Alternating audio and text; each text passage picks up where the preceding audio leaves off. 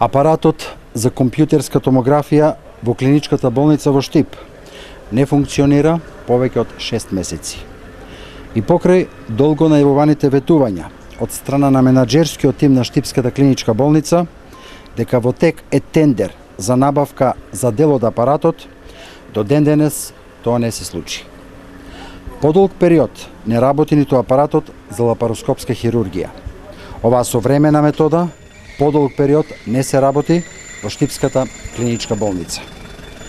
Болните од малигни заболувања и понатаму не ја добиваат потребната зрачна терапија, затоа што акцелераторот што требаше да започне со работа на почетокот на 2014 година се уште не е во функција. Во хируршките сали има хроничен недостаток на конци за шиење.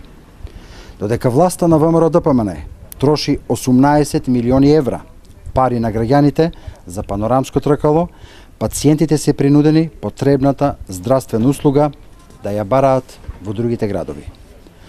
ВМРО-ДПМН и Никола Груевски и Никола Тодоров секојдневно покажуваат дека грижата за пациентите и добивањето соодветна здравствена услуга за нив е неважно. Болницата во Штип тоне во огромни долгови, голем дел од апаратите се со чести дефекти кои што не се санираат, а тендерите се прават на нетранспарентен начин.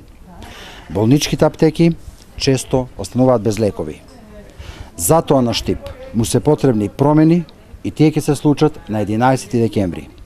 За новата и одговорна влада, предводена од Социјалдемократскиот сојуз на Македонија, приоритет ќе бидат граѓаните и нивното здравје. Квалитетно јавно здравје, достапно до сите, е наш приоритет.